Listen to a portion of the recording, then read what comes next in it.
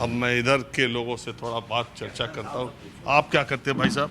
किसानों में थोड़ा आप अलग टाइप से लग रहे हैं। मैं दरअसल डिफेंस में था, 40 साल सर्विस करके मैं रिटायरमेंट हुआ हूँ। कहाँ थे आप? मैं एयरफोर्स में as a flight lieutenant retire हुआ हूँ। एयरमैन के तौर पे भर्ती हुए थे? एयरमैन के तौर पर भर्ती हुए थे और उसके बाद एज ए फ्लाइट लेफ्टिनेंट में रिटायर हुआ हूँ। 2022 में मैं रिटायर हुआ 31 मार्च को। और मेरा गांव से बहुत ही ज़्यादा लगाव है, क्योंकि बहुत कम एज में मैं गांव से फ़ौज में चला गया था।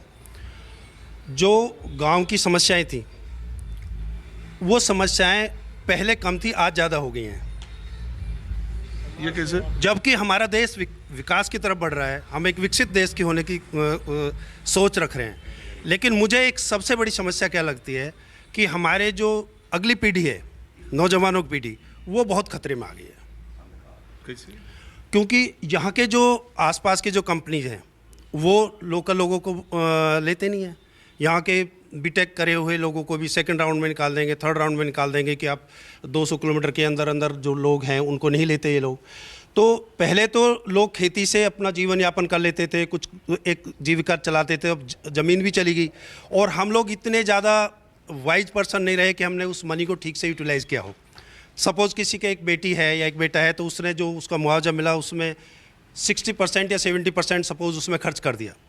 अब जब उसकी नेक्स्ट पीढ़ी आ रही है, अब देखिए पहले फ़ौज में भर्ती हो जाते थे लोग, पुलिस में भर्ती हो जाते थे। अब फ़ौज में भर्ती की भी एक बहुत बड़ी दिक्कत हो गई है और यहाँ की कंपनियाँ जो हैं वो 15-20 हज़ार रुपये से ज़्यादा नौकरी देती नहीं हैं, जो यहाँ के लोकल लोग हैं।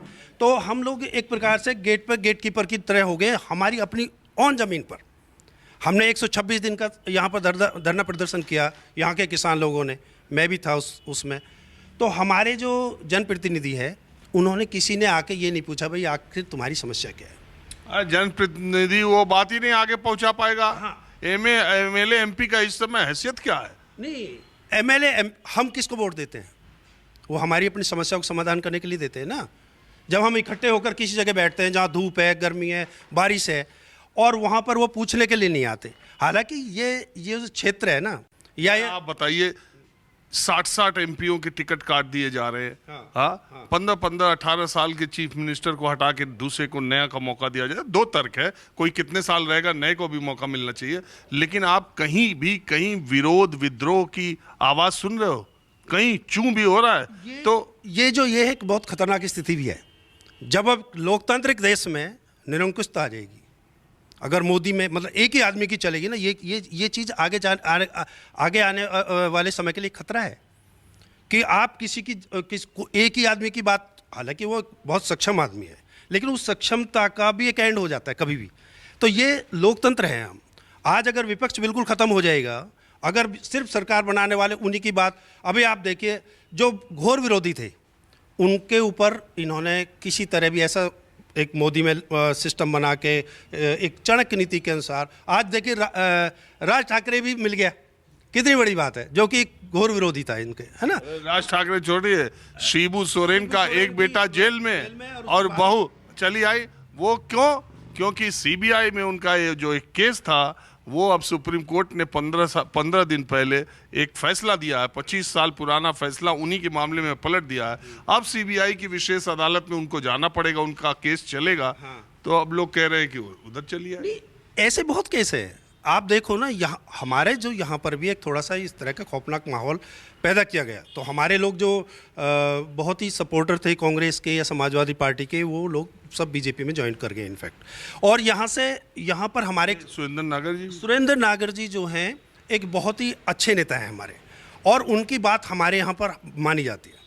क्योंकि ठीक है, लेकिन वो भी तो बीजेपी चले गए, तो वो डर के नहीं गए? नहीं, वो डर के नहीं गए। उनकी अपनी एक सोच, उन्होंने देखा कि इस पार्टी में तो कोई दम ही नहीं रहा भाई, जिसमें अभी कोई उसमें कोई दम ही नहीं है, तो वो बीजेपी में चले गए। बीजेपी ने हमें ऑनर दिया कि उनको राज्यसभा तक पहुंचा दिया। तो अभी ऐसा नहीं है कि हमने कोई डिसीजिव स्टेप ले लिया इस क्षेत्र के लोगों ने।